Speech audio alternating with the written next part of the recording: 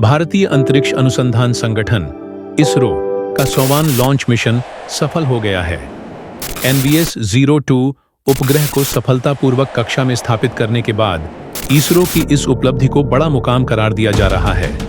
ऐसे में यह जानना अहम है कि इसरो का 100वां मिशन किस बारे में था, आखिर इसकी सफलता के क्या मायने हैं। इसरो ने श्रीहरिकोटा के सतीश धवन स्पेस सेंटर से GSLV F-15 के जरिए 2250 किलोग्राम की नेविगेशन सैटेलाइट NVS-02 को भेजा गया। नेविगेशन उपग्रह NVS-02 navigation with Indian constellation यानी नाविक श्रृंखला का दूसरा उपग्रह है। इस श्रृंखला में कुल 5 सैटेलाइट भेजी जानी है। इससे पहले NVS-01 जो दूसरी पीढ़ी का पहला सैटेलाइट था, 29 मई 2023 को GSLV F-12 के जरिए लॉन्च किया गया था, जबकि NVS-02 NVS सीरीज का दूसरा सैटेलाइट है। इसमें L1, L5 और S बैंड में नेविगेशन पेलोड के साथ साथ C बैंड में रेंजिंग पेलोड भी लगाया गया है। इसरो के मिशन में क्या क्या खास? NVS-02 के जरिए भारत अपने नाविक सिस्टम को मजबूत करेगा। इसमें भारत के सटीक समय की जानकारी देने के लिए एक परमाणु घड़ी भी लगाई गई है, जिसे रूबिडियम एटॉमिक फ्रीक्वेंसी स्टैंडर्ड भी कहा जाता है। भारत में नक्शे पर किसी भी जगह या किसी चीज की सटीक स्थिति बताने, गति और डिजिटल डिवाइसेस पर सही समय बताने के लिए देश अब तक अमेरिका के ग्लोबल पोजिशनिंग सिस्टम GPS तकनीक या रूस के ग्लोनास सिस्टम पर निर्भर है। इतना ही नहीं, दुनिया की अधिकतर महाशक्तियों ने सैटेलाइट नेविगेशन सिस्टम के क्षेत्र में स्वायत्तता हासिल करने के लिए अपनी खुद की प्रणालियां बना ली हैं।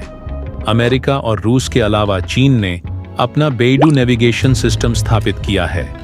इसके अलावा यूरोपीय संघ अपने क्षेत्र में नेविगेशन सेवाओं के लिए गैलीलियो सिस्टम का इस्तेमाल करता है।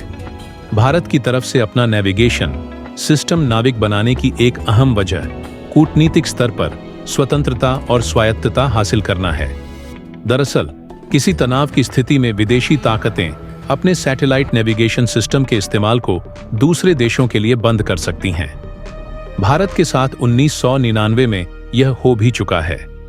कारगिल युद्ध के दौरान भारत ने अमेरिका से अपने ग्लोबल पोजिशनिंग सिस्टम GPS के जरिए ट्रैकिंग की सुविधा कारगिल में मुहैया कराने की मांग की थी। इसके जरिए भारत आतंकियों की सही स्थिति जानने की कोशिश में था। हालांकि तब अमेरिका ने इस मांग को नकार दिया था। तब भारत को पहली बार अपने स्वदेशी सैटेलाइट नेविगेशन सिस्टम की जरूरत महसूस हुई, जो देश के नक्शे पर सही स्थिति, सही समय और गति बताने का काम करे। इसी कड़ी में 2006 में भारत ने स्वदेशी प्रोजेक्ट नाविक की शुरुआत की। भारत की तरफ से इस प्रोजेक्ट में सैटेलाइट लॉन्च करने की प्रक्रिया 2013 से ही शुरू कर दी गई थी। तब भारत ने IRNSS वर्ग की सैटेलाइट लॉन्च की थी। 2013 से 2018 तक इस रेंज की कुल 9 सैटेलाइट लॉन्च की गईं। इस प्रोजेक्ट के तहत अब तक कुल 11 सैटेलाइट, 9 IRNSS सैटेलाइट और 2 NVS सैटेलाइट लॉन्च की गई है, जिनमें से एक का लॉन्च नाकाम रहा था। वहीं 10 सैटेलाइट अपनी कक्षाओं में हैं। इनमें से 6 सैटेलाइट ठीक ढंग से काम कर रहे हैं। वहीं 4 सैटेलाइट शॉर्ट मैसेज ब्रॉडकास्ट सेवाओं में काम आ रही हैं। भारत का यह सैटेलाइट नेविगेशन सिस्टम फिलहाल सैन्य क्षेत्रों में इस्तेमाल के लिए ही सीमित रखा गया है। हालांकि NVS सैटेलाइट्स के कक्षा में स्थापित होने के बाद नाविक सिस्टम और ज्यादा मजबूत होकर उभरेगा। NVS वर्ग की 5 सैटेलाइट्स की स्थापना के बाद नाविक सैटेलाइट नेविगेशन सिस्टम को नागरिकों को भी मुहैया कराए जाने की संभावना है।